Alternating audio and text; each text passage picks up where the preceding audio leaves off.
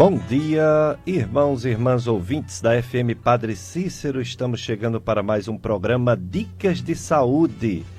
Nesse novo formato, mais cedo, você que está ligando agora, sua FM Padre Cícero, está estranhando, né? Estamos chegando 7 da manhã, 7 da matina, o programa O Semeador do Diácono Lula, agora de 5 às 7 da manhã.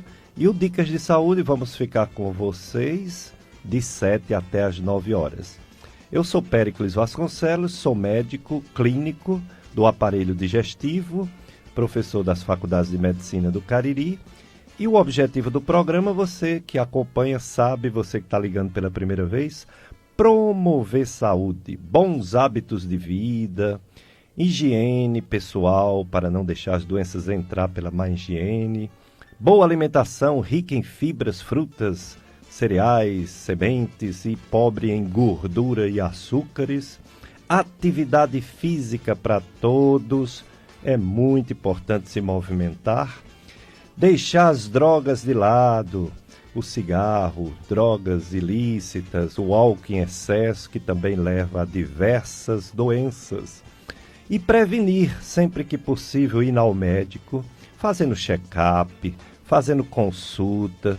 Se o seu problema é espiritual, você procura o padre da sua igreja ou o pastor da sua igreja. Se o problema é psicológico, você procura um psicólogo. Agora, se o problema é físico, você está doente, procura um médico, pois ele é que está preparado para descobrir e conduzir uma melhora ou encaminhar para um especialista.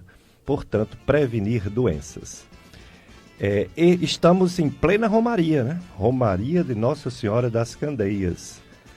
E o programa hoje vai ser nesse clima, porque você sabe que a FM Padre Cícero é a rádio romeira. É a rádio que educa e evangeliza, é a rádio romeira. Hoje o assunto do nosso programa será o Fevereiro Verde, sobre o câncer de vesícula biliar, e vamos conhecer as doenças das vias biliares, do fígado, do abdômen, seus tratamentos. Está conosco um médico que vai nos orientar sobre toda essa questão de doenças abdominais, principalmente vesícula, devido ao tema câncer de vesícula. Está conosco o Dr. Franklin Martins. O Dr. Franklin, ele é médico cirurgião, cirurgia geral e videolaparoscópica. Ele é membro da Sociedade Brasileira de Cirurgia Minimamente Invasiva e Cirurgia Robótica pela Sobracil. Ele é professor de cirurgia da Estácio FMJ. Bom dia, Dr. Franklin Martins. Obrigado por ter aceito nosso convite. Bom dia, Péricles. Bom dia aos ouvintes da FM Padre Cícero. É um prazer estar aqui e a gente vai nesse dia especial, dia de Nossa Senhora das Candeias da Romaria, e a gente vai conversar sobre esse tema, tentar esclarecer o que é possível, aprender também com você, que eu aprendo muito. Então, estou aqui à disposição para os ouvintes e para você sobre o tema. Portanto, você ouvinte já sabe o tema: câncer da vesícula biliar, outras doenças da vesícula biliar e essa cirurgia, videocirurgia laparoscópica, que algumas pessoas chamam a laser, mas o Dr. Franco vai já explicar que não tem laser, ele vai explicar direitinho como é essa cirurgia. Está aqui comigo também o Paulo Sérgio, nosso operador de som, e vai nos mandar a primeira mensagem musical nesse clima de romaria de Nossa Senhora das Candeias. Viva os romeiros de Nossa Senhora e do meu padim Padre Cícero.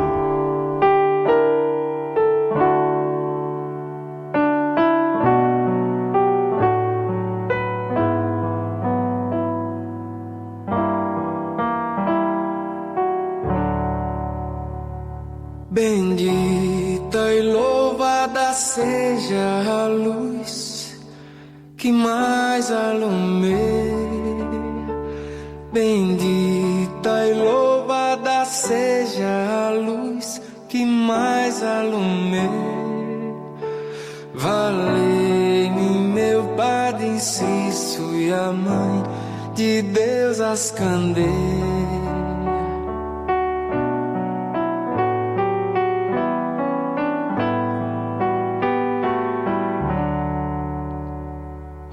que caminho tão longe e cheio de pedra e areia. Oh, que caminho tão longe e cheio de pedra e areia. Percorre o bom peregrino da Mãe de Deus as candeias.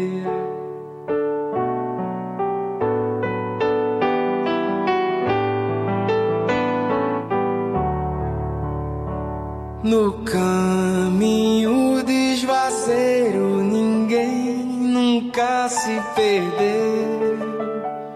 O caminho desvazeiro nunca ninguém o perdeu.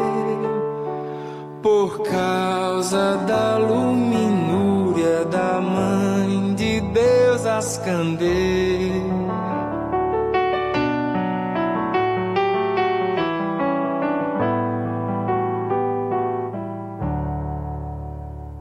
A luz da fé que nos guia aqui nos reanimou. A luz da fé que nos guia aqui nos reanimou. Formamos grande família de Cristo nosso Senhor.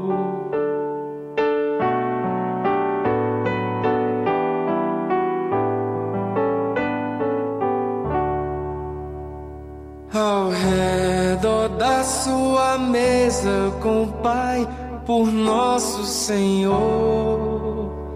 Ao redor da sua mesa com o Pai por nosso Senhor.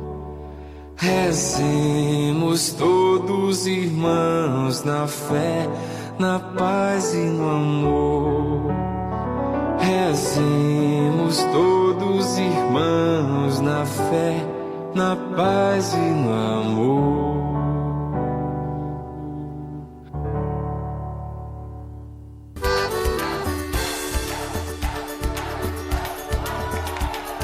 Dicas de saúde.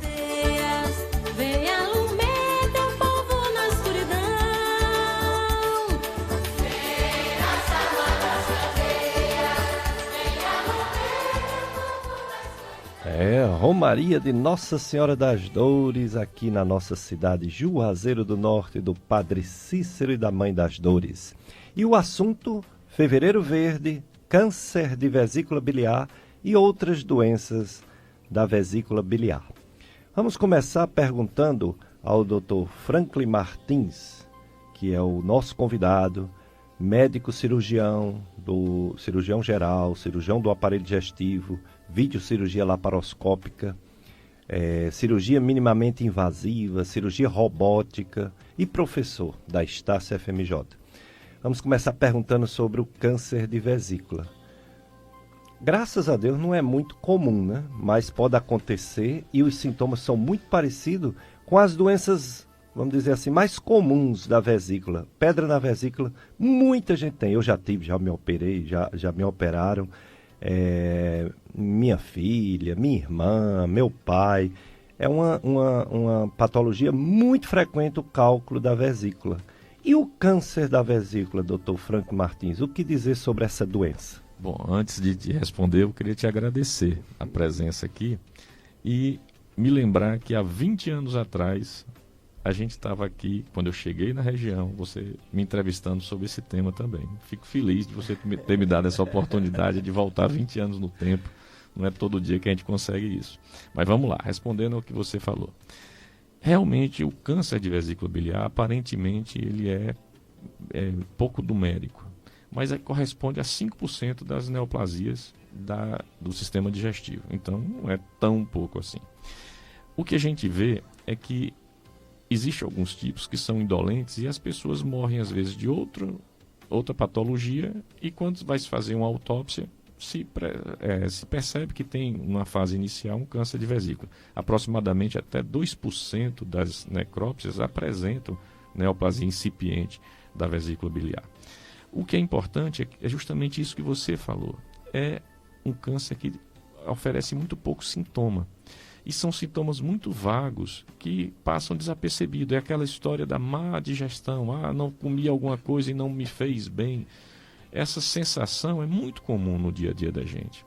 E os sintomas do câncer de vesícula, às vezes, como tem uma associação muito grande com o cálculo de vesícula, né, a presença de pedra na vesícula, praticamente vão ser os mesmos sintomas. Ou seja, aquela sensação de má digestão, ou então, ocasionalmente, crises de cólica biliar, aquela dor na região, né, superior do abdômen, do lado direito, que às vezes irradia, né, que assim, tem aquela falsa sensação que dói nas costas também, a pessoa pensa em rim ou pensa em coluna, e isso tudo está associado pode estar associado à doença da vesícula biliar, né, a inflamação da vesícula, a presença de cálculo na vesícula, e, às vezes, felizmente, raro, câncer de vesícula também. Então, assim, tem que se prevenir, principalmente, o cálculo da vesícula, a pedra da vesícula, que é um fator predisponente ao câncer de vesícula. Muito bem, então hoje a gente vai saber muito com o nosso convidado, Dr. Franklin Martins, sobre doenças da vesícula, doenças da barriga, né? Porque a vesícula, ele é um órgão que fica ali coladinho, ligado ao fígado, e pertinho dele tem o pâncreas, tem os canais que saem do próprio fígado, tem o duodeno. As coisas são tão pertinhas ali que para você dizer onde é que está a doença não é tão simples, não é tão fácil quando uma pessoa sente uma dor. Então ele vai falar sobre o exame para descobrir que doença que a pessoa tem e vai falar também sobre o tratamento que muitas vezes, na maioria das vezes, é cirúrgico. Uma cirurgia que hoje em dia é bem moderna, cirurgia videolaparoscópica. Não é mais aquele corte enorme que parecia uma facada e que a pessoa tinha que ficar 3 dias ou mais no hospital se recuperando. A cirurgia videolaparoscópica, ela permite, dentro de muitas vezes 24 horas, a pessoa já está em casa e com uma recuperação fantástica. Com uma semana a pessoa já pode andar, ir para o trabalho devagarzinho, voltar às suas atividades. Ele vai falar sobre isso. Temos que dizer para vocês que esse horário vai ficar fixo, viu? De 7 às 9 horas. Vão avisando aos amigos sobre esse novo horário, acordar mais cedo para assistir e participar. Você liga 3512-2000 e faz sua pergunta ao nosso convidado, Dr. Franklin Martins. Também você pode, nesse número 3512-2000, você fazer a pergunta pelo WhatsApp. Diretamente no WhatsApp você pode mandar um áudio, uma pergunta para o nosso convidado. Você também pode escutar essa e outras entrevistas passadas em nosso podcast. O nome do podcast é Dicas de Saúde, localizado em aplicativos. Aplicativos de podcasts, é só você baixar o aplicativo. Ou no canal do YouTube, da Gastroclínica Vasconcelos. Tem também o nosso amigo Tony Santos, que tem o seu site Sintonia, Clube Sintonia. Então, no site Clube Sintonia do Tony Santos, meu compadre, você também assiste esse programa que você perdeu, ou que assistiu pela metade, ou que quer passar para um amigo, uma amiga, um parente, um vizinho. Ok? Hoje à tarde, a FM Padre Cícero vai transmitir às 17 horas a celebração eucarística da Romaria, o encerramento da festa de Romaria de Nossa Senhora das Candeias, que tem como tema Padre Cícero e a devoção ao Sagrado Coração de Jesus. Então a FM Padre Cícero transmitirá nesse domingo, dia 2, às 17 horas, direto da Capela de Perpétuo Socorro. E logo após essa celebração de encerramento, a solene procissão, bênção do Santíssimo e show pirotécnico. É isso aí, FM Padre Cícero, a Rádio Romeira. Dr. Franklin Martins, esse tumor, portanto, não é tão raro, mas também não é tão frequente. Muito frequentes são os cálculos da vesícula e relativamente também frequentes são os pólipos da vesícula. O que é que uma pessoa que está doente da vesícula sente? Quais são os sintomas que levam o médico a pensar que essa pessoa está doente da vesícula? Principalmente a doença mais comum, que é a pedra, o cálculo da vesícula? Bom, você falou uma frase extremamente interessante, quando você se referiu que os órgãos do abdômen, pela proximidade, têm uma manifestação muito semelhante. Isso é uma realidade.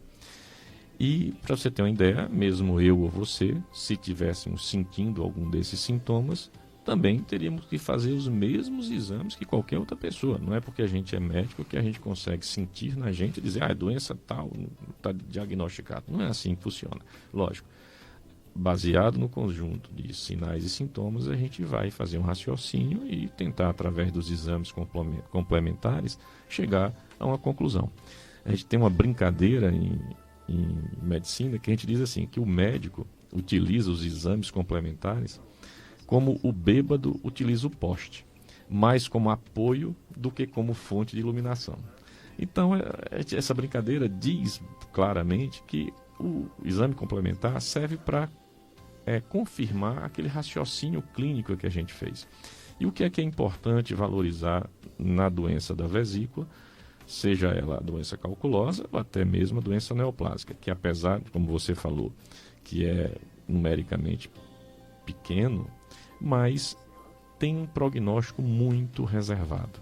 É uma doença de tratamento, o câncer da vesícula, exclusivamente cirúrgico, porque radioterapia e quimioterapia adjuvante não costuma ter bom resultado. Então, ou seja, se a gente pega na fase inicial, o paciente pode ter até 100% de cura com o tratamento cirúrgico. Quando se pega em fase tardia, às vezes o paciente tem meses de vida.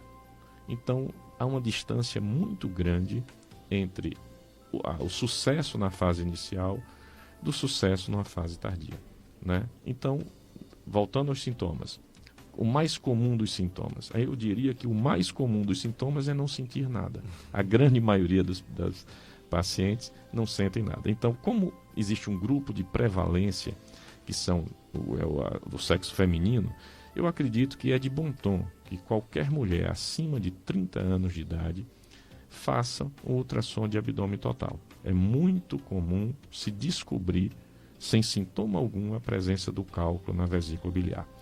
Pacientes que estão gestando, que costumam estar fazendo periodicamente ultrassonografia obstétrica, peça ao seu médico obstetra para que se veja naquele momento que está fazendo o ultrassom obstétrico, a vesícula também não custa nada, 30 segundos a mais de exame que vai ser feito ali e que pode esclarecer uma situação futura. Então, o sintoma mais comum, de fato, é não sentir nada. Mas naquelas pessoas que têm a colelitíase, né, o cálculo na vesícula sintomático, o sintoma mais comum é o que a gente chama de plenitude, ou empachamento, aquela sensação de má digestão constante, principalmente quando faz uma alimentação com maior teor de gordura. Outro sintoma comum é a dor.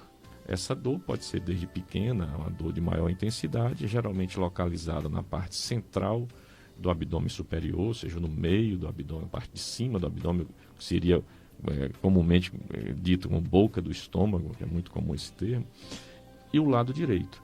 E também essa irradiação, essa sensação de que dói também nas costas. Tanto é que boa parcela dos pacientes que chegam ao consultório do cirurgião, já com o diagnóstico de vesícula feito por um outro colega, às vezes é por ortopedistas. As pessoas procuram um ortopedista, faz a avaliação, né, da parte de coluna e se descobre nessa avaliação que não tem nenhum problema na coluna e que o problema real daquela dor nas costas é oriundo da vesícula biliar. Então, empachamento, náusea, aquele mal-estar e a dor são os sintomas com certeza mais comuns.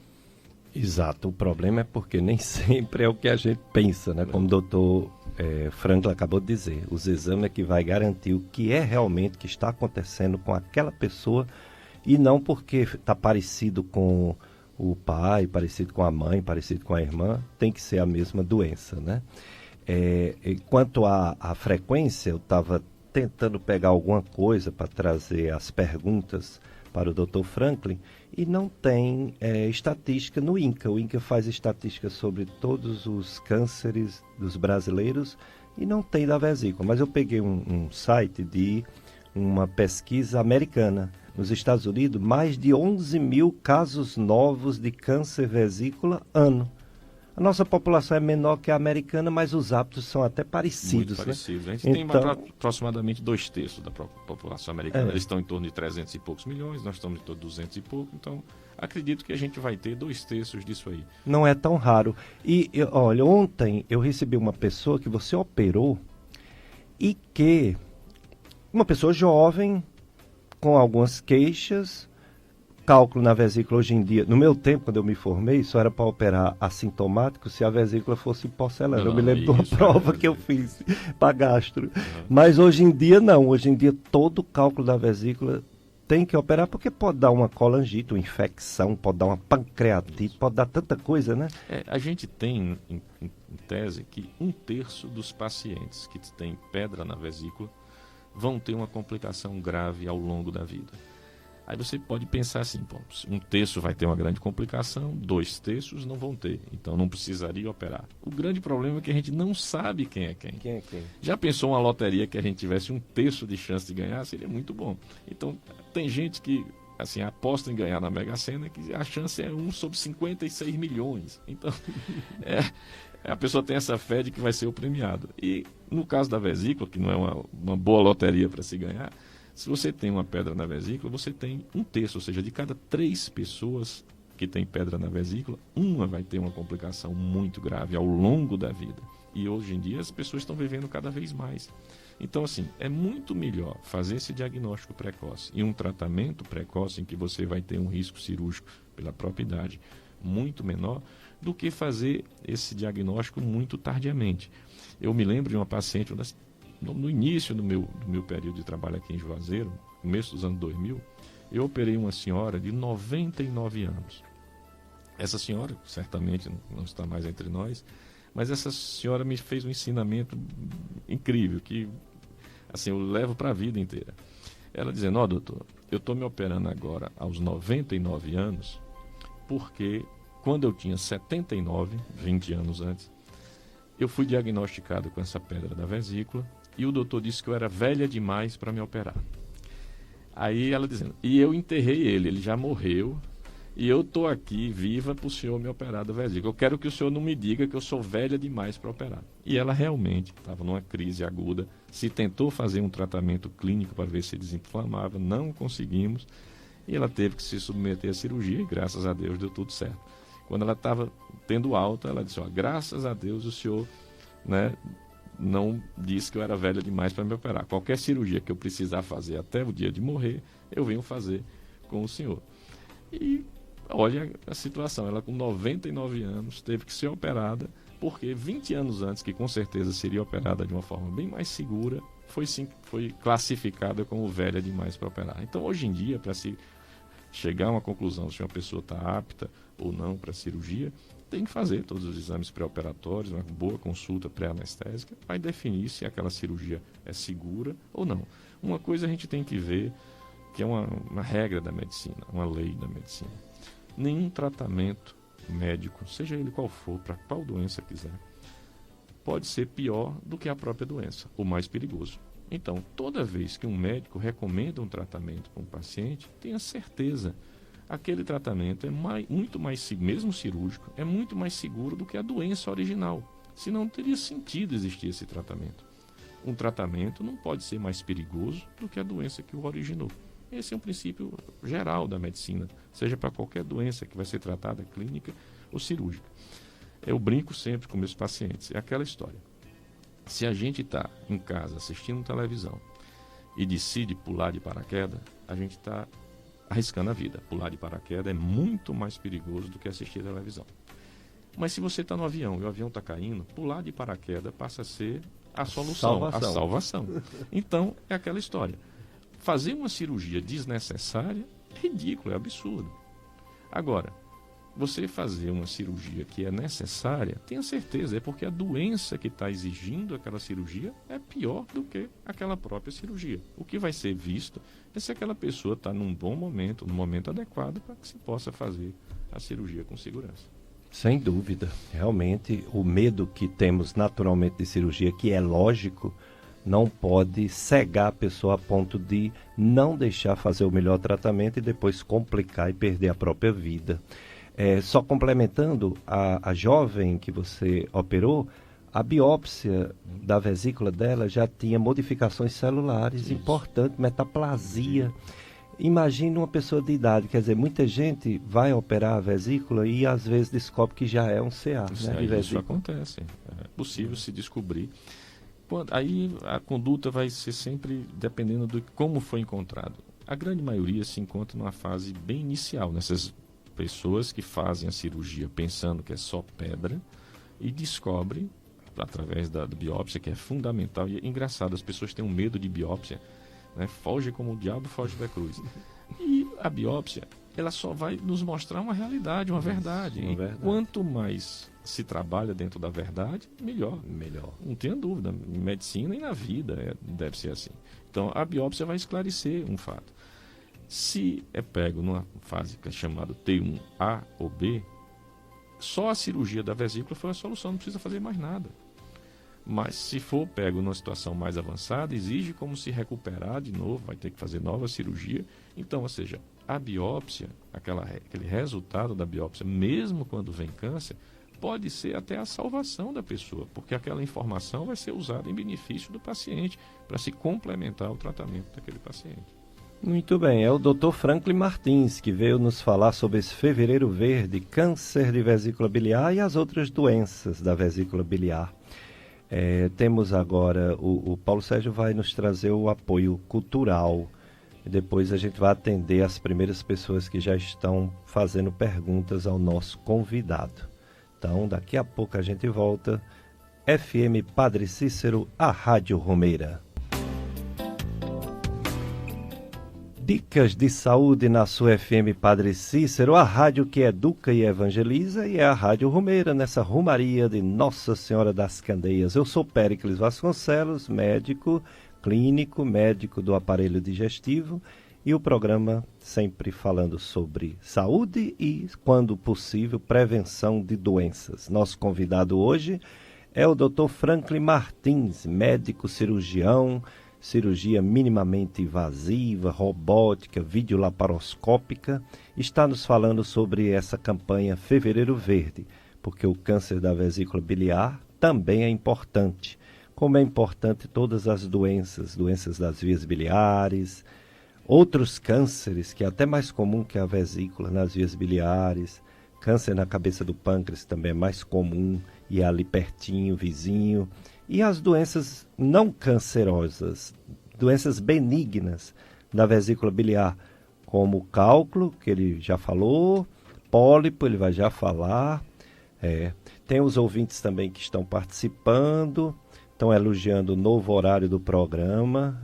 Vamos ter mais tempo, né? A Luana, do bairro Salesiano, parabeniza o programa e diz que está feliz com o novo horário do programa Dicas de Saúde. A gente também, Luana. Tem também uma pergunta de um ouvinte, mas nesse gancho de vesícula, vamos colocar um áudio que a gente tem sobre a questão dos cálculos na vesícula, que é uma doença tão comum e que o melhor tratamento é a videocirurgia laparoscópica, que o Dr. Franklin faz com maestria, essa cirurgia de recuperação de alguém que sofre tanto com as dores de pedras na vesícula. Samantha demorou a descobrir a causa das dores que sentia na região do estômago. Depois de alguns diagnósticos errados, procurou um especialista e descobriu os cálculos na vesícula biliar. Fazia um tempo que eu vinha sentindo assim umas dores mais ou menos leves, mas eu sabia que era sempre a mesma dor e sempre me sentia um pouco enjoada depois da refeição. Mas até então eu achava que eu tinha comido demais ou que eu tinha exagerado. A vesícula é responsável por armazenar a bile, líquido digestivo produzido pelo fígado. Alguns elementos que compõem a substância podem formar pedras, causando inflamações na vesícula e cólicas. Os cálculos podem obstruir o canal biliar principal, o que pode causar inflamação no pâncreas e até levar à morte. Dieta rica em gordura, sedentarismo e uso prolongado de anticoncepcionais são alguns fatores apontados como potencializadores da formação de cálculos biliares. Apesar disso, a predisposição genética é a principal razão para o desenvolvimento da doença. O diagnóstico é feito por meio de ultrassonografia do abdômen e o tratamento mais indicado pelos médicos é a retirada cirúrgica da vesícula. Nesse caso, é possível levar uma vida normal. Muito bem, veja esse testemunho, né, de uma pessoa que sofria, levou um pouco de tempo para descobrir, né, o que é que realmente tinha, mas que graças a Deus, com tratamento cirúrgico, como eu também, eu me operei em 1992 e até hoje eu como de tudo, graças a Deus. Não tenho nenhuma restrição alimentar. A maioria das pessoas que ficam doentes depois da cirurgia, o problema não foi a cirurgia, são outras doenças e às vezes a pessoa culpa a cirurgia, né? Às vezes pode ser a cirurgia mesmo, mas é raro. E eu estou muito bem. Doutor Franklin, esse resumo do áudio, bem interessante, né? Um resumo do diagnóstico com ultrassonografia e o tratamento melhor que se tem para cálculo, pedra na vesícula, que é o tratamento cirúrgico. Essa história é a história típica, não tenha dúvida que é o padrão. Ou seja, mulher, geralmente, é uma doença que é muito mais frequente em mulheres do que em homens. É uma doença que costuma ser diagnosticada, eu não diria de forma errada, mas por um bom tempo, como são sintomas digestivos muito comuns, assim, se culpa outras, o estômago talvez seja o órgão que leva a culpa inicialmente. É uma gastrite nervosa, alguma coisa nesse sentido é dito ao paciente. E geralmente se passa alguns sintomáticos, a pessoa melhora e vai convivendo com aquele problema. Com o passar do tempo, a coisa começa a ganhar geralmente uma intensidade maior, uma progressão dessa intensidade, e aí alguns exames começam a ser feitos. Ultrassom, discutivelmente, é o melhor exame para ser feito para diagnosticar o cálculo da vesícula, quando o cálculo está dentro da vesícula. Às vezes esse cálculo pode sair da vesícula, cair nesse canal principal chamado colédoco, que é o canal que leva a bile da vesícula até o intestino, e com certeza outros exames vão ser necessários. Mas não tenha dúvida, a ultrassom do abdômen total ou do abdômen superior é o exame indicado, ideal, padrão ouro, como a gente chama, para o diagnóstico do cálculo da vesícula. Uma vez diagnosticado, o tratamento é exclusivamente cirúrgico. Não existe outra maneira de se tratar. Assim, as tentativas medicamentosas não têm eficiência e assim, colocam às vezes a paciente em um risco maior. Porque é interessante que os pacientes costumam, Périx, querer saber o tamanho do cálculo, como se tivesse uma competição de quanto maior o cálculo, pior. Na verdade, a gente teme até no dia a dia da gente os cálculos menores do que os cálculos maiores, porque os cálculos menores têm uma probabilidade maior de passar pelo canal da vesícula, que é um canal estreito, chamado ducto cístico, em direção a esse canal principal, que é o colédoco. E esse canal principal, quando obstruído, causa inúmeros problemas, como esse que você falou, da pancreatite, da icterícia obstrutiva, que é quando o fígado deixa de excretar a bile para o intestino e a pessoa fica toda amarelada. Então essas complicações são complicações graves, um risco potencial da vida do paciente, que a gente tenta evitar ao máximo. E a única maneira de se evitar isso com segurança é realmente remover a vesícula e os cálculos. E o interessante também, uma vez um paciente me perguntou: doutor, por que é que não usam aquela máquina que quebra pedra do rim para quebrar a pedra da vesícula? E eu costumo brincar com os pacientes e dizer o seguinte: olha, a única coisa que tem a ver pedra no rim com pedra de vesícula é o nome pedra, cálculo, né? Por quê? Porque são doenças tão diferentes que até os especialistas que cuidam dessas doenças são especialistas diferentes. Um é o urologista, no caso do cálculo renal, e o outro é o cirurgião geral. Então, como é que é o princípio básico? Olha, tudo que o cirurgião geral quer que aconteça com o paciente é o que o urologista não quer que aconteça com o paciente dele. Então, o urologista gostaria muito que o cálculo fosse eliminado do rim expelido através da urina e resolvido o problema. E o que a gente, como cirurgião geral, quer com o nosso paciente é que o cálculo nunca saia da vesícula, porque se o cálculo sair da vesícula em direção ao canal principal, é um desastre. Então, até por esse princípio, os tratamentos são completamente diferentes. O rim de quem tem cálculo renal é um rim sadio. A gente tem que tirar o cálculo, quantas vezes ele suja. Já da vesícula é o contrário. A vesícula de quem tem pedra na vesícula é uma vesícula doente. Se a gente conseguisse retirar os cálculos, formariam-se outros, inúmeras vezes, enquanto vida tiver o paciente. Então, o princípio básico do tratamento do cálculo da vesícula vai ser a remoção da vesícula. Não existe outro, infelizmente. Hoje a gente está sabendo tudo sobre vesícula biliar, esse órgão que fica juntinho ao fígado, fica na nossa barriga, um pouquinho para o lado direito, do meio para o lado direito. E o nosso convidado, Dr. Franklin Martins, é cirurgião do aparelho digestivo, cirurgia videolaparoscópica, ele já vai já explicar como é essa cirurgia, e cirurgia robótica, minimamente invasiva, enfim, cirurgias modernas, com o mínimo de corte para a recuperação ser melhor, mais rápida. E o assunto é câncer de vesícula, doenças da vesícula, nesse fevereiro verde campanha.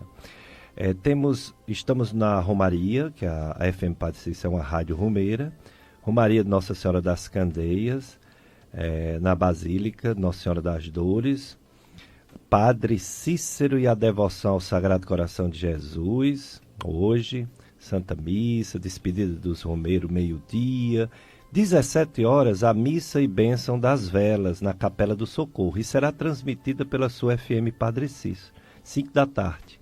E também a procissão, 18 horas, transmitida também, procissão das Candeias, nas ruas do centro da nossa cidade de Juazeiro.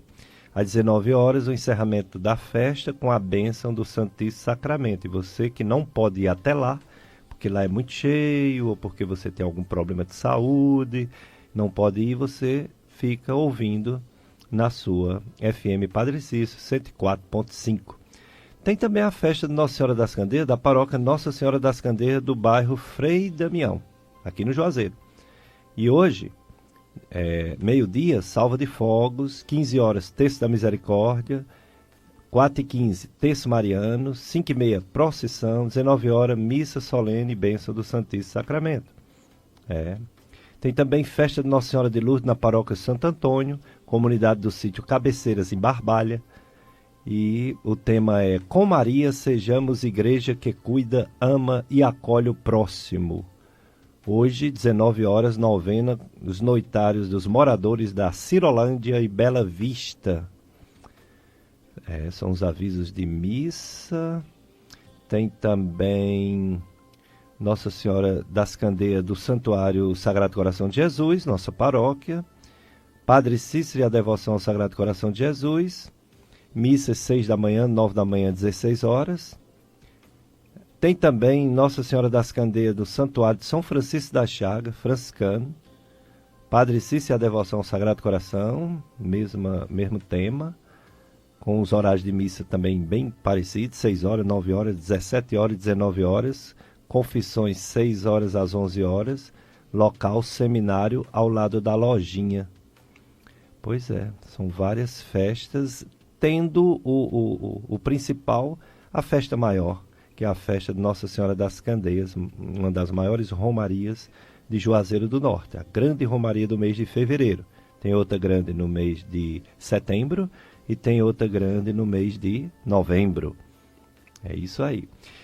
Vamos agora aos ouvintes, né, que estão participando, as primeiras perguntas chegando. O ouvinte... o Lucas, do Antônio Vieira, ele disse que acordou agora e viu que o programa Dicas de Saúde já está no ar, está em horário novo, e ele disse que está feliz. Parabéns à FM Padre Cícero. Obrigado, Lucas, pelo ouvinte e pela sua alegria de estar feliz, como estamos também.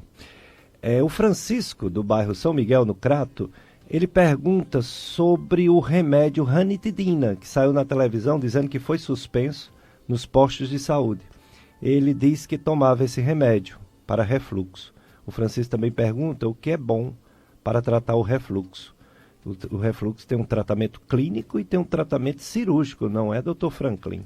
Isso, e o tratamento clínico é extremamente eficiente, ou seja, cada paciente vai se enquadrar em um tipo ideal de tratamento, né? A gente diz que a gente não trata a doença, a gente trata o doente. Então tem que identificar o que é o caso daquele paciente, saber a gradação desse caso, o seu nível da doença que está instalada naquele paciente. E é aquela história, entre o branco e o preto tem um bocado de cinza no meio. Essa avaliação médica inicial que vai decidir qual vai ser a terapia adequada. Normalmente, a grande maioria dos pacientes vão se beneficiar do tratamento clínico, que vai envolver mudança dos hábitos alimentares e a medicação.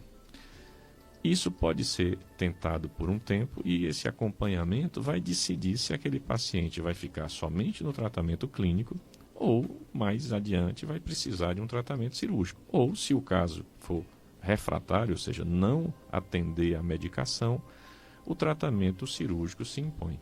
Então, a decisão entre clínico e cirúrgico vai ser algo, às vezes, decidido ao longo do tempo, e não há erro nisso. É como subir uma escada. Ninguém sobe a escada pisando no último degrau da escada. A gente vai subindo a escada paulatinamente e graduando o paciente de acordo com a necessidade que ele apresenta. Exatamente. Nessa graduação que o Dr. Franklin falou agora, tem pessoas que nem remédio precisam, né? Isso, com certeza. Só a orientação alimentar. Agora, os casos que no exame endoscópico mostram cortes, feridas, erosões mais profundas no esôfago, aí ele tem que fazer um tratamento inicialmente clínico bom. E a ranitidina, ela tem uma limitação, ela não consegue modificar tanto o ácido que sobe para o esôfago, modifica parcialmente. Então é melhor esses remédios mais modernos, esses inibidores da bomba de prótons, né?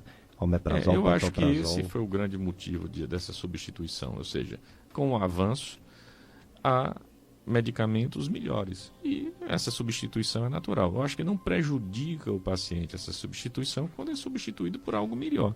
E no caso, eu acredito que se tiver à disposição essa nova classe de medicamentos, os inibidores de bomba de prótons, existem vários no mercado, com certeza foi um ganho em saúde pública, né? Tem que lembrar que a doença do refluxo, que não é tratada, e interessante, os pacientes, às vezes é uma doença que passa muito desapercebida, bem mais do que até do cálculo da vesícula, ou seja, o paciente tem o problema e não sabe que tem, é o risco de neoplasia de esôfago, que também é uma neoplasia de tratamento extremamente difícil, mesmo quando é pego na fase inicial. Diferente do câncer da vesícula, que quando está na fase inicial, apenas uma retirada da vesícula é o suficiente para curar o paciente, do esôfago, às vezes se cura o paciente com o tratamento da remoção da região, mas a qualidade de vida depois da cirurgia não é tão boa, mesmo quando a gente cura o paciente, ou seja, é uma neoplasia de esôfago grave, de tratamento difícil tecnicamente, cirúrgico, e existe risco de vida do paciente durante a abordagem cirúrgica, mesmo na fase inicial, e além do mais, é uma neoplasia que quando a gente se cura dela, ou seja, quando se trata ela adequadamente, cirurgicamente, às vezes a qualidade de vida do paciente ainda não é satisfatória, é algo que deve ser evitado ao máximo, né? Agora, em relação ao que você falou de precisar ou não de medicamento, os hábitos de vida de todos nós é fundamental para a nossa saúde. Tem uma frase que eu gosto muito, de São Paulo, que eu acho que a gente deveria usar como norte na vida da gente, tudo me é lícito, mas nem tudo convém. Então, comer a gente pode... às vezes o paciente me pergunta, e eu gosto muito de brincar com meus pacientes, ter esse vínculo de afetividade com o paciente, eles dizem assim, eu posso comer o quê? Não, você pode comer tudo. Comer é botar na boca, mastigar e engolir. A gente tem direito a fazer até com veneno. Agora, a gente tem que saber o que é que convém a gente. E tenha certeza, a gente não pode fazer daquilo que deveria ser uma exceção, um momento ocasional, a regra, o dia a dia. Então a gente vai poder comer tudo. Agora não pode comer tudo todo dia. né? A gente tem que ter uma dieta rica em fibra. Isso é fundamental do intestino da gente, né? Maior quantidade de fruta e verdura, menor quantidade de gordura e massa. Isso é fundamental. Então, às vezes, a gente é que causa doença na gente. É verdade. Dr. Franklin Martins nos explicando e a gente aprendendo. Medicina é uma profissão a serviço da saúde do ser humano e da coletividade e deve ser exercida sem discriminação de qualquer natureza. O médico atende a pessoas sem discriminar nada. É uma das profissões em que você não olha quem é que você está atendendo. Você quer realmente ajudar e fazer com que aquela pessoa sofra menos e, quem sabe, até curar. Então, a medicina a serviço da vida, da saúde e da população. Tem uma pergunta, Paulo Sérgio, um áudio, não é isso? Uma pergunta para o Dr. Franklin. Oi, bom dia. Meu nome é Josilene. Eu sinto uma dor nas costas do lado direito e sinto gastura, com vontade de vomitar. Às vezes a boca à noite enche d'água e fico só me cuspindo. E eu queria saber sobre isso, esse negócio que eu sinto. Olha aí, doutor Franklin, e aí? Só Qual a luz que a gente dá para essa ouvinte? Bom, Josilene, eu acho que a gente tem que, primeiro passo, não tenha dúvida, fazer uma consulta médica. E um clínico geral vai com certeza saber proceder adequadamente, não só lhe medicando para tentar resolver imediatamente o problema, mas principalmente para chegar a um diagnóstico. Existe uma máxima em medicina que a gente, para acertar no tratamento, tem que primeiro acertar no diagnóstico. É fundamental. Você pode até resolver momentaneamente com remédios que são sintomáticos. Então, exemplo, quem está sentindo dor, toma um remédio para dor, melhora. Quem está sentindo náusea ou está vomitando, toma um remédio para náusea e vômito, vai melhorar. Quem está com febre, toma um medicamento para febre, um antitérmico, vai melhorar. Só que isso não ajudou em nada na doença da pessoa. Então, o primeiro passo vai ser diagnosticar. Com certeza, vai ser necessário para você exames básicos, como a endoscopia e a ultrassom do abdômen superior. É possível, assim, adequado pensar que pode você, pelos sintomas que você está sentindo, ter realmente um cálculo na vesícula. Mas se você faz o ultrassom em um local adequado, um médico capacitado, e chega à conclusão que não tem cálculo na vesícula, essa investigação vai ter que continuar com outros exames. Então, tem aquela história que a gente falou no início. A sintomatologia das doenças digestivas costumam ser muito parecidas entre si.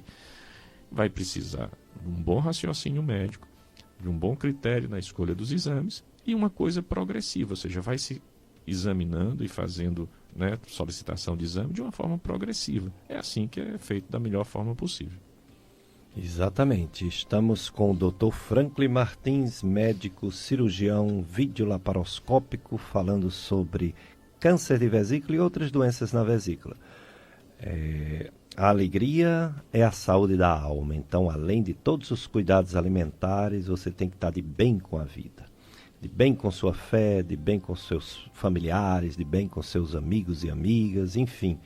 Feliz, a gente adoece menos e tolera melhor as doenças que a gente tem no dia a dia, porque ninguém é com saúde o tempo inteiro e a vida inteira. O ser humano é frágil, adoece de vez em quando e precisa estar com a cabeça muito boa para não se desesperar diante das doenças. Procurar ajuda médica e não se desesperar. Uma ouvinte de Missão Velha, ela fala que na sua família tem várias pessoas que já teve cálculo de vesícula, pedra de vesícula, operaram tudo. Ela tem 52 anos. Até hoje nada, nenhum problema digestivo, graças a Deus. Mas ela pergunta, Dr. Franklin, se é possível ela vir a ter essa doença, pedra na vesícula, por causa do seu histórico familiar. Não deu o nome. Vamos. É fácil a gente raciocinar. Graças a Deus você não está sentindo nada. Agora, não é o fato de você não estar sentindo que você não tem. Lembrar que a gente tem duas coisas distintas: sintoma e doença. Sintoma é aquilo que a gente sente. E às vezes não tem doença nenhuma associada àquilo. Até a parte emocional conta muito nesse aspecto. E às vezes a gente tem doença sem sintoma. Vou dar dois exemplos aqui que não é da minha área, mas a gente sabe que é muito comum e causa grande problema de saúde. hipertensão e diabetes. Costumam ser doenças que não têm sintomas na fase inicial, você vai ter pelas consequências da doença sobre o organismo. E são doenças que são perigosas, têm que ser facilmente tratadas hoje em dia. Então, diabetes e hipertensão costumam ser doenças silenciosas que levam a graves problemas de saúde. E a gente não tem sintoma nenhum na fase inicial. Agora vamos lá, te respondendo. O fato de você ter uma família que tem muita gente com pedra na vesícula, realmente, estatisticamente, faz você ser uma candidata a ter.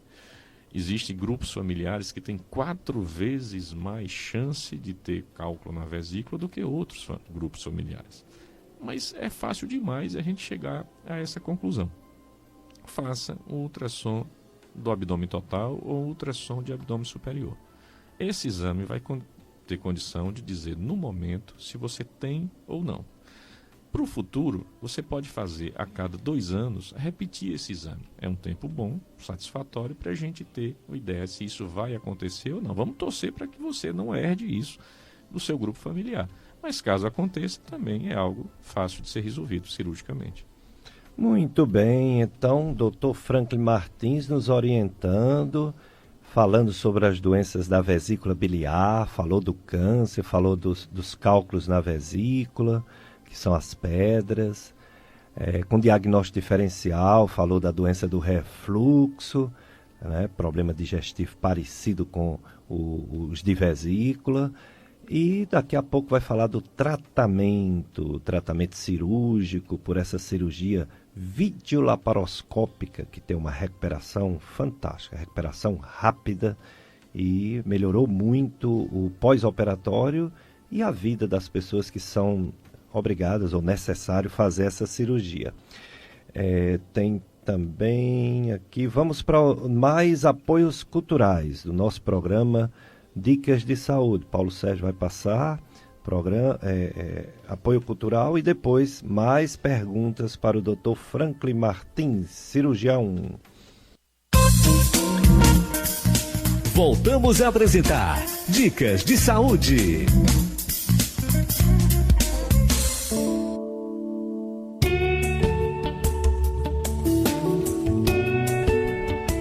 Dicas de Saúde na sua FM Padre Cícero, a rádio que educa e evangeliza. E a Rádio Romeira, nessa Romaria de Nossa Senhora das Candeias. Eu sou Péricles Vasconcelos, sou médico e estou aqui aos domingos, agora em horário novo, de 7 às 9. Você que estranhou, ligou o rádio, a gente já estava no ar. Agora está no horário do programa antigo, 8 horas, né? Já se foi 1 hora. E a gente está aqui aos domingos para, com mais tempo, falar de saúde, promover saúde, falar das campanhas de prevenção de doenças, de alerta, de cuidados, como essa Fevereiro Verde. Exatamente. Essa campanha, ela é sobre câncer de vesícula, e a gente está aproveitando o gancho para falar sobre as doenças da vesícula, das vias biliares, do pâncreas, enfim, da barriga, né? Com cirurgia e tudo mais. No próximo domingo, nós vamos falar sobre o coronavírus.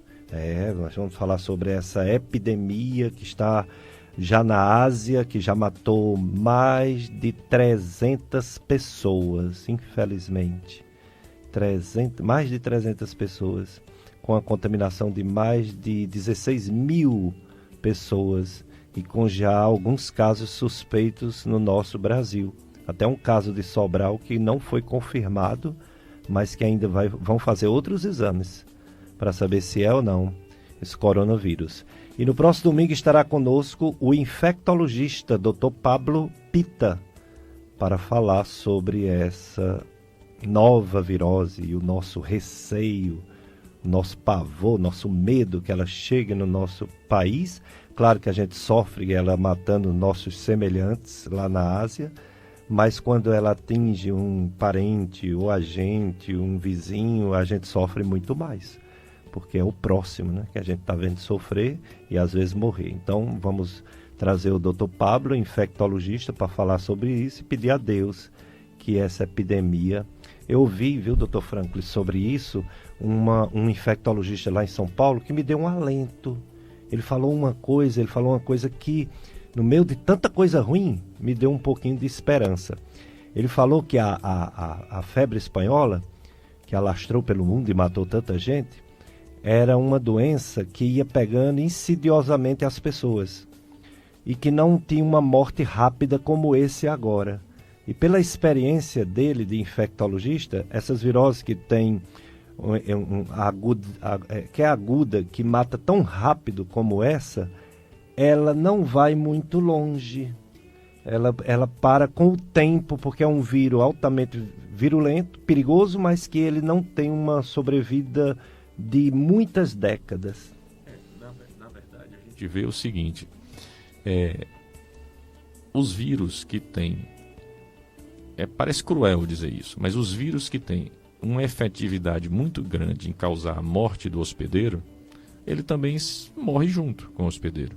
Ou seja, epidemias como o de ebola, que aconteceu no passado, foram tão graves do ponto de vista individual que do ponto de vista de saúde pública foram fáceis de serem bloqueadas. O grande problema dos vírus como esse que está acontecendo é que a disseminação interpessoal é muito mais fácil. E a gente está vendo que está surgindo em regiões do planeta que são extremamente populosas.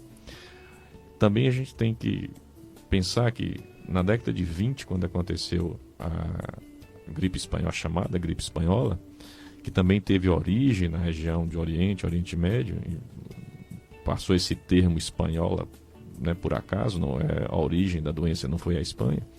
A gente vê que a viagem entre um continente e outro, que tinha obrigatoriamente de ser de navio, demorava muito. E muitos dos pacientes às vezes morriam no percurso da viagem.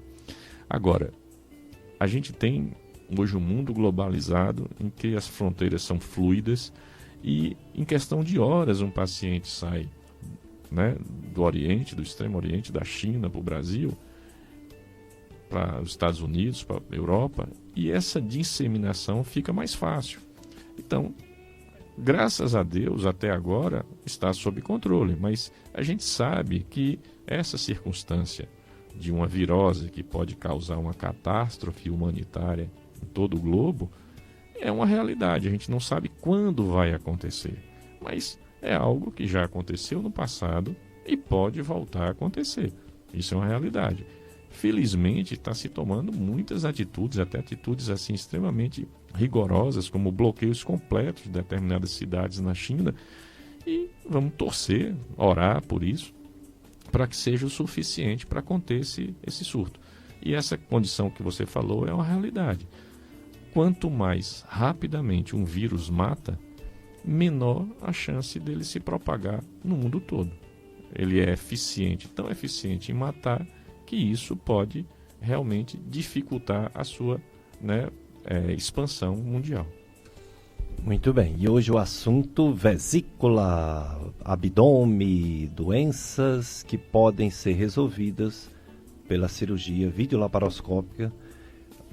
Mas antes do Dr. Franklin falar sobre essa cirurgia videolaparoscópica, vamos para mais uma mensagem musical, Paulo Sérgio, em homenagem aos rumeiros que visitam a terra do Padre Cícero e a todos nós, os nativos rumeiros do Padre Cícero.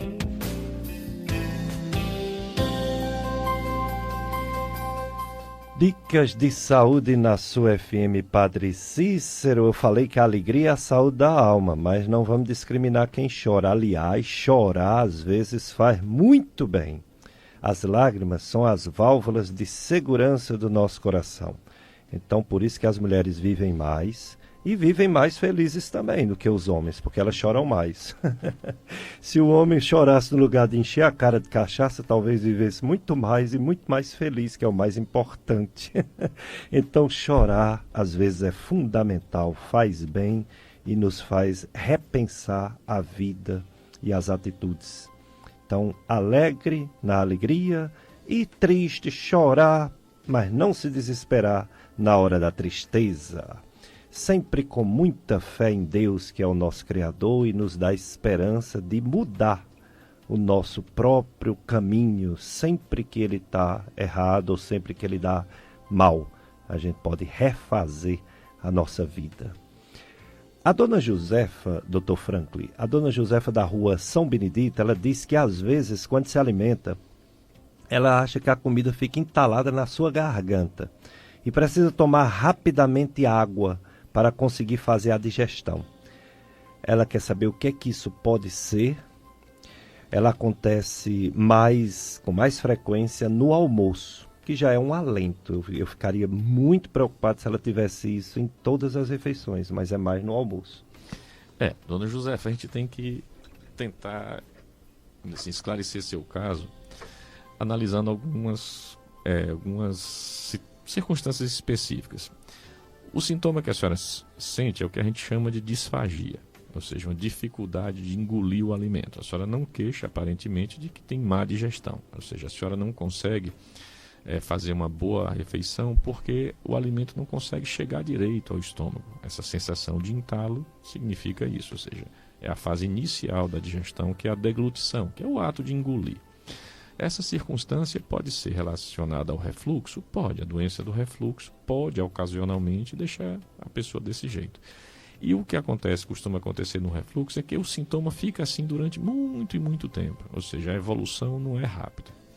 Preocupa mais quando essa dificuldade de engolir acontece em todas as refeições sólidas e aquilo vai gradativamente atingindo outros tipos de alimentos menos consistentes, como o alimento pastoso e até o líquido.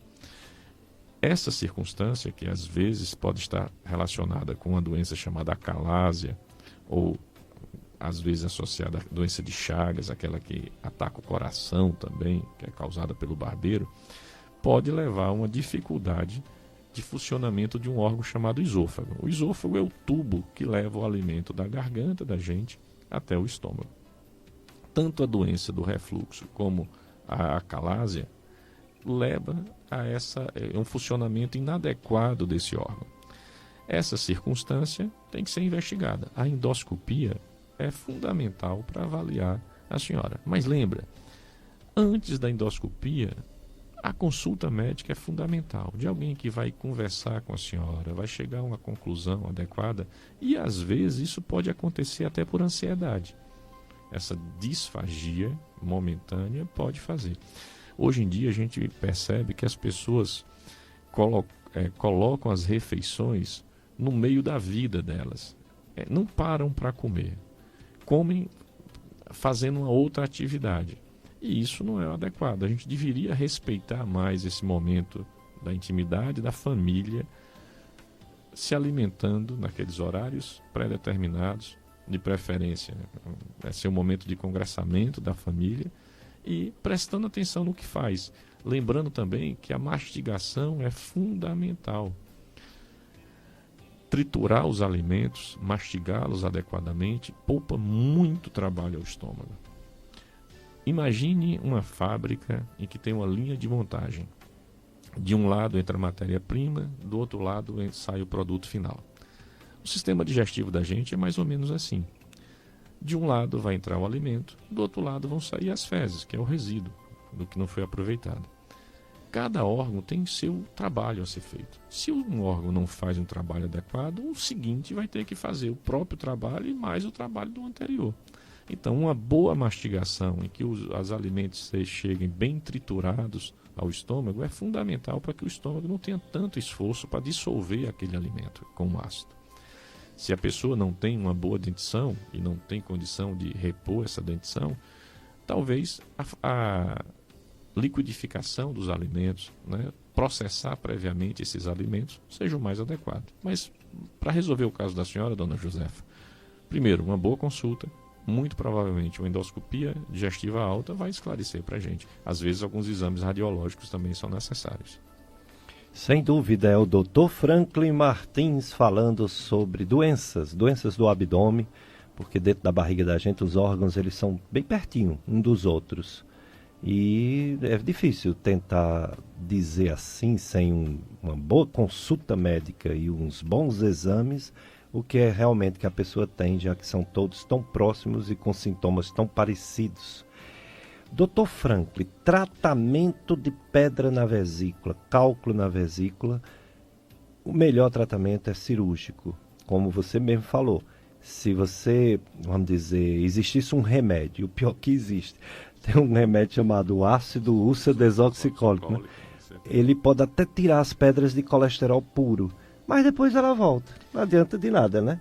O tratamento realmente é cirúrgico. E além assim, o remédio não tem efeito imediato.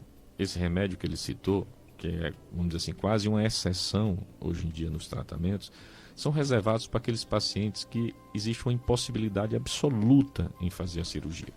E como a cirurgia hoje em dia tem um impacto muito pequeno, a cirurgia videolaparoscópica permitiu isso, então é difícil você enquadrar um paciente que realmente não possa operar de jeito algum. O princípio também do funcionamento do remédio, que seria ao longo do tempo dissolver os cálculos, leva a um perigo adicional, que é pelo fato do cálculo ficar menor, ter uma facilidade maior de migrar, como a gente diz, de sair da vesícula em direção à via biliar.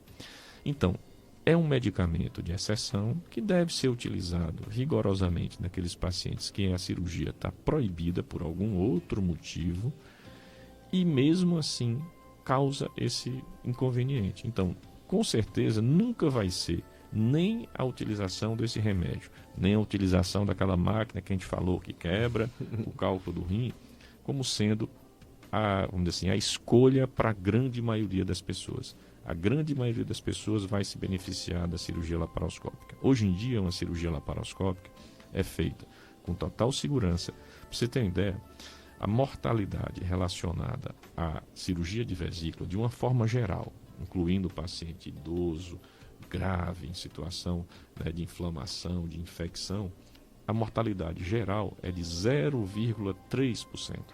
Aproximadamente precisa ser feita 300 cirurgias para que aconteça um óbito. Se a gente dividir essa população em pacientes mais jovens, ou seja, se a pessoa faz um diagnóstico precoce e faz o tratamento numa fase, né, em que tem plena saúde, isso eu estou falando jovem abaixo de 60 anos. Hoje em dia as pessoas de 60 anos não aparentam. Houve um ganho imenso na população nessa aparência de idade, né? Então, as pessoas que têm menos de 60 anos têm um risco menor ainda. Se acredita que seja 0,1%, ou seja, a chance de acontecer um infortúnio é muito pequena. O sofrimento também é muito pequeno, é uma cirurgia que incomoda pouco o paciente no pós-operatório, porque não tem aquele corte tradicional. Uma cirurgia de vesícula geralmente tem um corte de 15, 20 centímetros, dependendo da conformação física do paciente.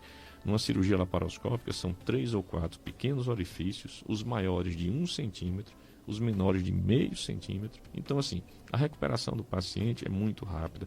Os pacientes normalmente ficam no hospital de um dia para o outro. Às vezes não completa nem 24 horas de internamento, tem total liberdade no pós-operatório de voltar às suas atividades conforme a sua necessidade, ou seja, cada pessoa vai regular diante do que é a vida dela quando é que ela volta, ou seja, tem a liberdade total. A recomendação num pós-operatório de vesícula é ter uma vida saudável, nada mais do que isso. Então, hoje em dia, pelo impacto pequeno da cirurgia sobre o organismo, aumentou muito assim, a indicação desse tipo de procedimento. Todos os pacientes que têm cálculo na vesícula, a princípio, são pacientes cirúrgicos. Vai se avaliar cada caso individualmente para ver se tem alguma proibição de ser feita a cirurgia naquele indivíduo. Aí sim se pensa em outras alternativas. Dr. Franklin, por que ficou popularizada essa cirurgia, essa videocirurgia laparoscópica, com esse termo raio laser? Por que é que o povo liga logo a esse laser? Quem inventou essa história do laser? Foi um mal entendido? Foi um médico que fez uma piada? Por que é que o pessoal acha que não tem nenhum orifício? Não, na verdade eu acredito que o que aconteça é uma associação do termo laser, que é uma sigla, né? A gente acha que laser é uma palavra, mas não, é uma sigla, e com modernidade. Então, tudo que é a laser deve ser mais moderno. Então, houve essa associação. O termo correto seria, no caso do abdômen, cirurgia videolaparoscópica ou cirurgia de acesso mínimo, que seria o termo global, porque esse tipo de cirurgia não é feita só na barriga. O tórax, existe neurocirurgia por esse método, cirurgias torácicas por esse método, cirurgia plástica por esse método, ginecológica, urológica, joelhos, joelho, a parte ortopédica. Então, assim, o método, tanto que mudou-se até o nome da sociedade.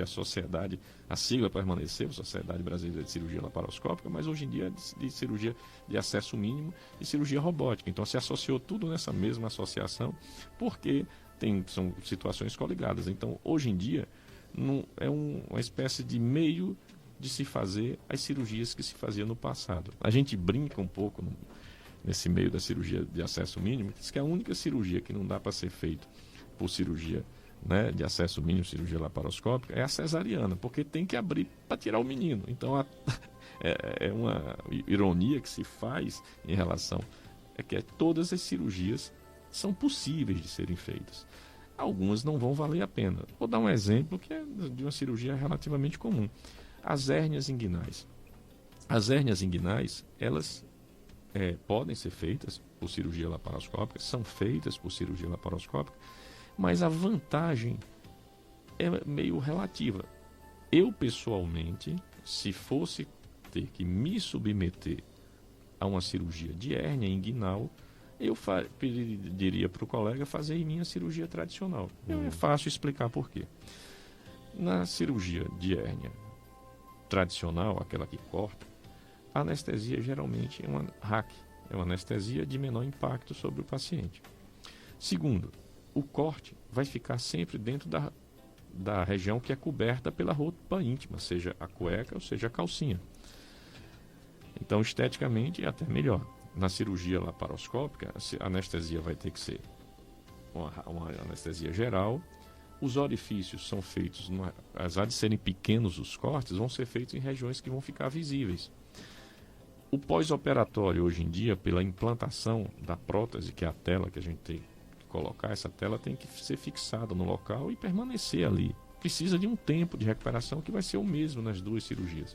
Então, do ponto de vista médico, não existe vantagem em ser feita a cirurgia de hérnia simples pelo método laparoscópico. Isso vai mudar um pouquinho quando precisa operar os dois lados ao mesmo tempo, que aí a cirurgia laparoscópica pode oferecer uma vantagem, ou quando a pessoa já foi operada pelo método tradicional antes. Então, se a pessoa, ao fazer a primeira vez a cirurgia, fez pelo método tradicional e a hérnia naquele mesmo local voltou, aí há uma certa vantagem em fazer pelo método laparoscópico. Então, o que a gente tem que pensar, isso acho que vale para qualquer médico, é que a gente tem que escolher o que é o melhor para o paciente da gente, e não o que é o melhor para a gente como médico. Eu sou cirurgião que, na grande maioria das minhas cirurgias, são cirurgias laparoscópicas. Eu me sinto muito mais à vontade em fazer uma cirurgia laparoscópica do que fazer uma cirurgia tradicional. Pela minha rotina do dia a dia, eu opero muito mais cirurgia laparoscópica do que cirurgia tradicional. Mas quando é necessário fazer a cirurgia tradicional, tem que ser feita. Ela passa a ser o melhor método. A gente tem que pensar naquilo que vai beneficiar mais o paciente e não naquilo que vai ser mais fácil para a gente fazer naquele momento da cirurgia. Acho que esse é o princípio básico que deve nortear todos nós. Se a gente foge desse compromisso do que é o melhor para o paciente, está na profissão errada.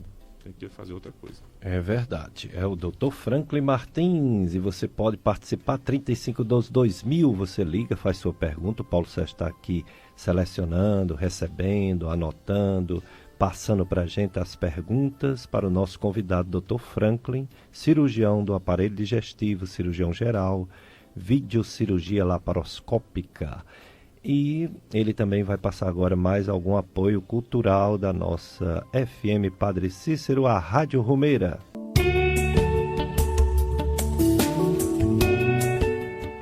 Dicas de saúde hoje nesse seu novo horário de 7 às 9 horas. Eu sou Péricles Vasconcelos e o meu convidado hoje, Dr. Franklin Martins, cirurgião do aparelho digestivo, cirurgia videolaparoscópica minimamente invasiva. Só não é laser. Só não tem história de laser.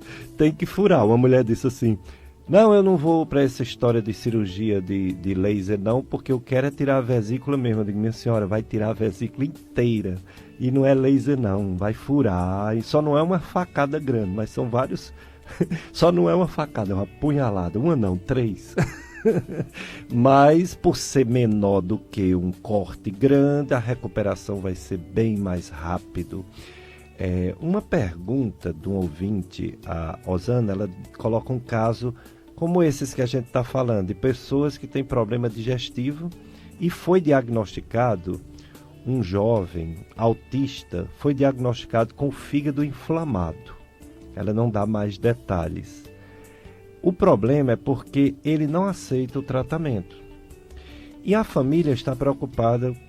Quais as causas de fígado inflamado? Tantas causas, né? São muitas as causas. E voltando àquele princípio básico, sem a gente ter um diagnóstico, não existe tratamento. Então, o primeiro passo é chegar a um diagnóstico adequado. Felizmente, algumas doenças, você não diz a idade, né, do paciente, mas às vezes a hepatite mais comum é uma hepatite extremamente benigna, de evolução natural e raramente vai pôr em risco a vida do paciente. Tipo A, né? A tipo A, com certeza, vai ser bem benigna. Ela nem fica, né? Ela para passa, com o acabou, tempo. com Só se uma certeza. pessoa tiver uma doença muito grave para ter algum risco. Risco, com certeza. É raríssima uma situação fulminante com esse tipo de hepatite. Então, vamos torcer para ser esse o caso dele. Então, assim, até o próprio tratamento em si, que antigamente as avós da gente sugeriam que come doce, fica passando o tempo todo comendo doce, né? As crianças adoravam a hepatite. Eu invejei 2 primos meus que tiveram hepatite porque a quantidade de doce que eles tinham que comer na época, nessa convalescência deles, era imensa e eu ficava tentando ver se sobrava alguma coisa para mim.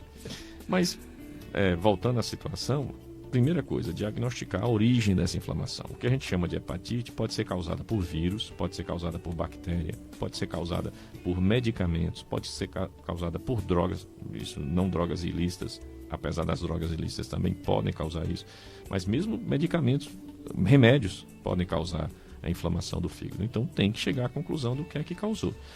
Lembrando o seguinte, às vezes os pacientes que de alguma forma têm transtornos mentais que não colaboram com esse tipo de tratamento, necessariamente vão ter que ser sedados adequadamente para que durante pelo menos aquele tratamento possa se fazer a medicação adequada.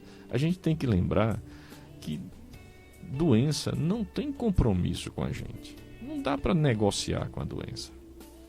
A 23 doença, anos. 23 anos, né? Então é jovem ainda.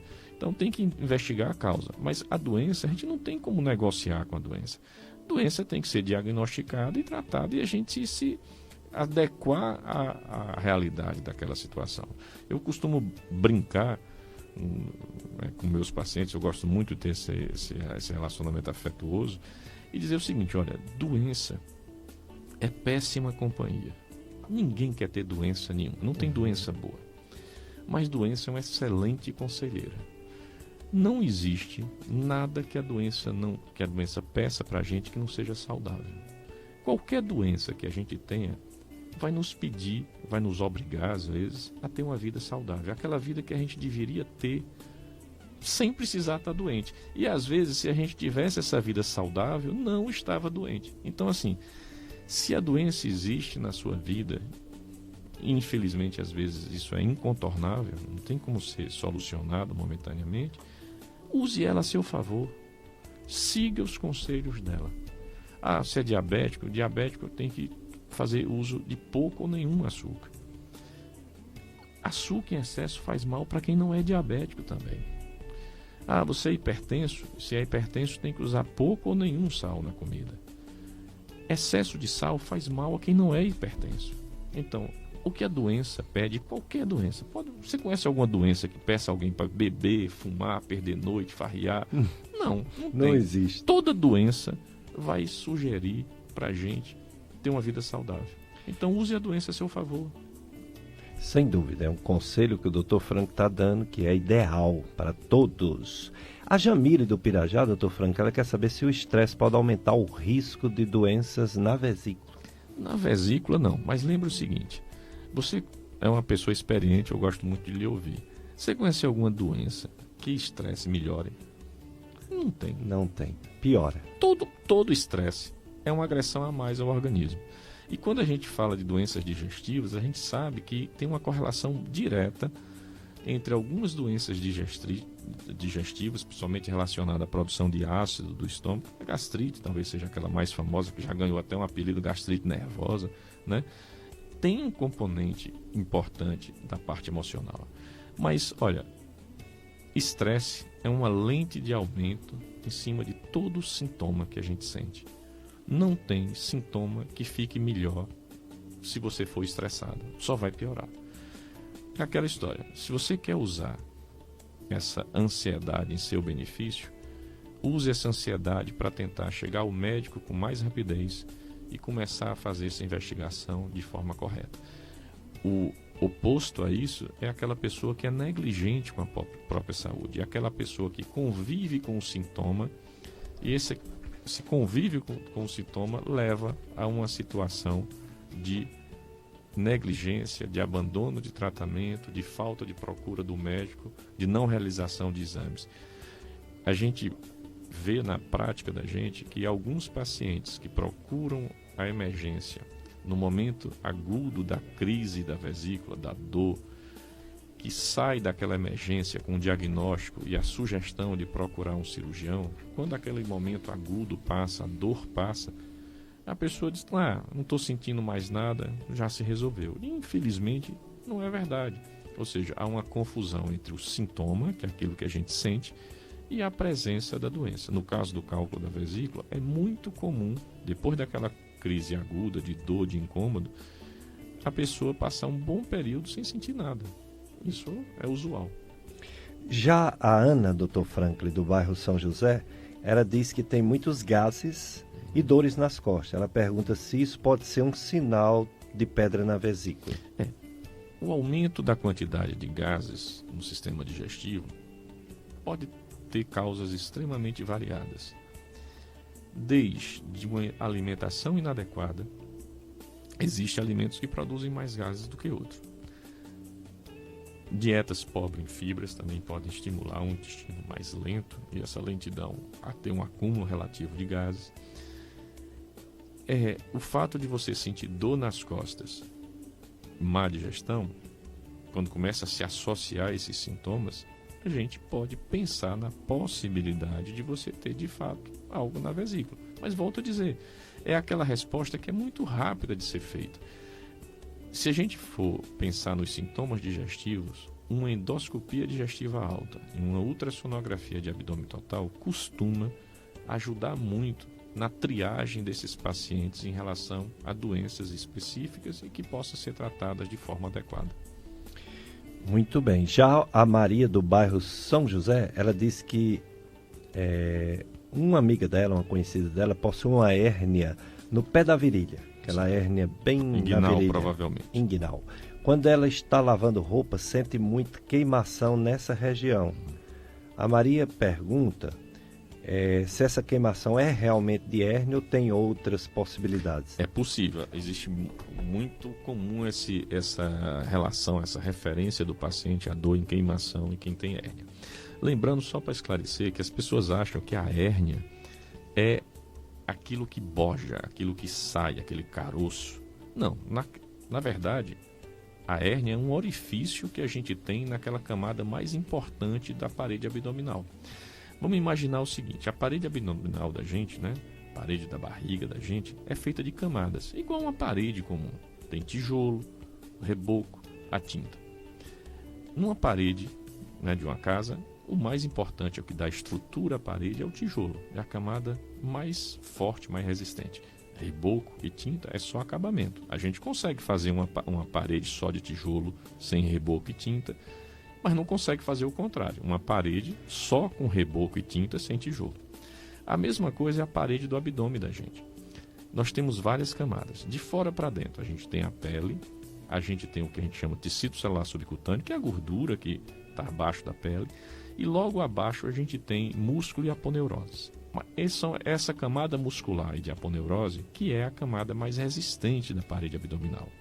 Em algumas pessoas existe um furo, é uma falha, que pode ser congênita, no nascimento da gente, ou pode aumentar, a pessoa que já tem a tendência ao nascer, pode aumentar ao longo da vida e faz um orifício nessa camada que é a mais importante, a camada que dá estrutura à parede abdominal. Quando a gente tem esse orifício, algo de dentro do abdômen da gente, geralmente alças do intestino, vulgarmente, como se diz, a tripa, sai por esse orifício. A gente só não consegue ver porque está coberto pela pele e pela gordura. Mas é o intestino da gente que saiu. Enquanto esse intestino estiver saindo e entrando livremente, as pessoas sentem muito pouco incômodo. A maioria das vezes esse queimou que ela está sentindo aí.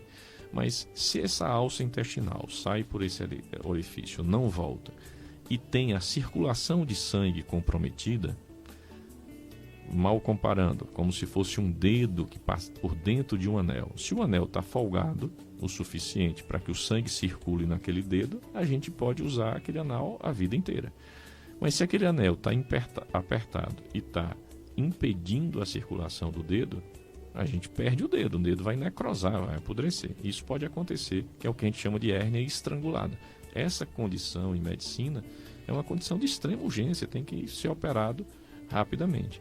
Então, voltando ao caso dela, pode, tem que ser feitos os exames adequados, exame físico, às vezes ultrassonográfico dessa região, e caso seja diagnosticado, o mais importante, tem que ser tratado.